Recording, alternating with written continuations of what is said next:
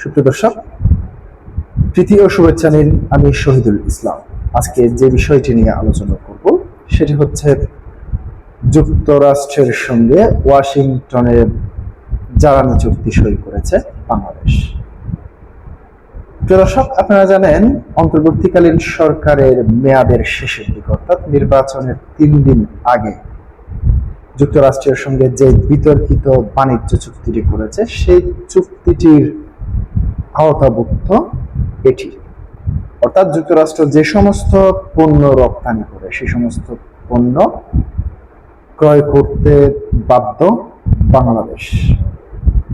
সেই চুক্তির ভিত্তিতে মূলত আগামী দিনগুলোতে একটার পর একটা, আপনারা জানেন যুক্তরাষ্ট্র থেকে ইতিমধ্যে কয়েকটি বিমান কেনার সিদ্ধান্ত করেছিল অন্তর্বর্তী সরকার, সেটি বিএনপি সরকার বাস্তবায়ন করবে। ঠিক তারই ধারাবাহিকতায় সার থেকে শুরু করে শূকরের মাংস পর্যন্ত এগুলি রপ্তানি করবে যুক্তরাষ্ট্র থেকে। অর্থাৎ যুক্তরাষ্ট্র যে সমস্ত পণ্য রপ্তানি করে বাংলাদেশের ইচ্ছা সত্ত্বেও কিংবা অনিচ্ছায় হোক, ইচ্ছায় হোক কিংবা অনিচ্ছায় হোক, ওই সমস্ত পণ্য আমাদের বাংলাদেশকে ক্রয় করতেই হবে। মূলত ওই যে বাণিজ্য চুক্তি, সেই বাণিজ্য চুক্তির ফল হিসেবে এটি ধারণা করা হচ্ছে। প্রিয় দর্শক, ওয়াশিংটনে বাংলাদেশের পররাষ্ট্রমন্ত্রী এবং তার পাশাপাশি যুক্তরাষ্ট্রের জ্বালানি মন্ত্রী ক্রিস রাইট জ্বালানি চুক্তিতে সই করেছেন। প্রিয় দর্শক, এখানে কি বলা হয়েছে সেটি আপনাদেরকে একটু তুলে ধরছি।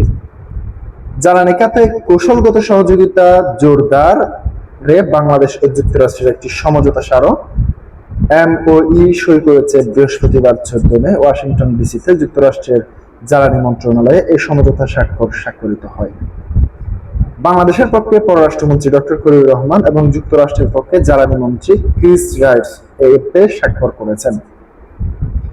ওয়াশিংটনে বাংলাদেশ দূতাবাসের এক সংবাদ বিজ্ঞপ্তিতে এ তথ্য জানানো হয়। মধ্যপ্রাচ্যের চলমান সংঘাতের কারণে বাংলাদেশ সহ বিশ্বের অন্যান্য দেশে তাদের জ্বালানি নিরাপত্তা নিশ্চিত করতে ক্রমবর্ধমান চ্যালেঞ্জের সম্মুখীন হচ্ছে। এই সময়ে এই চুক্তি অত্যন্ত গুরুত্বপূর্ণ।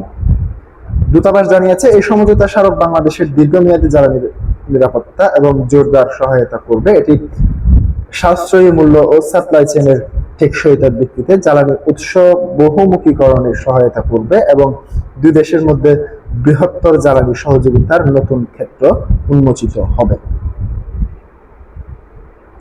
চুক্তির আওতায় দুই দেশের মধ্যে তেল, গ্যাস এবং ভূপাতীয় ও জৈব শক্তি বিষয়ে সক্ষমতা বৃদ্ধি, জ্ঞান ও দক্ষতা বিনিময় এবং গবেষণা সহজ হবে। সেই সঙ্গে যুক্তরাষ্ট্র থেকে সাশ্রয়ী মূল্যে LNG, LPG ও অন্যান্য জ্বালানি পণ্য বাংলাদেশের আমদানির ক্ষেত্রে এটা সহায়ক হবে। অনুষ্ঠানে বাংলাদেশের পররাষ্ট্রমন্ত্রী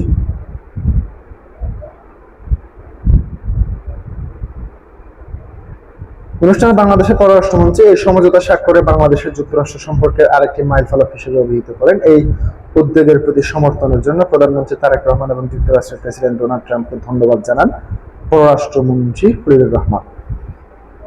যুক্তরাষ্ট্রের জ্বালানি মন্ত্রী ক্রিস রাইট সমঝোতা স্বাক্ষরকে বাংলাদেশের মার্কিন সম্পর্কের ক্ষেত্রে একটি ঐতিহাসিক অগ্রগতি হিসেবে উল্লেখ করেন। অনুষ্ঠানে উপস্থিত ছিলেন বাংলাদেশ দূতাবাসের কর্মকর্তা এবং যুক্তরাষ্ট্রের জ্বালানি মন্ত্রণালয়ের জ্যেষ্ঠ প্রতিনিধিরা।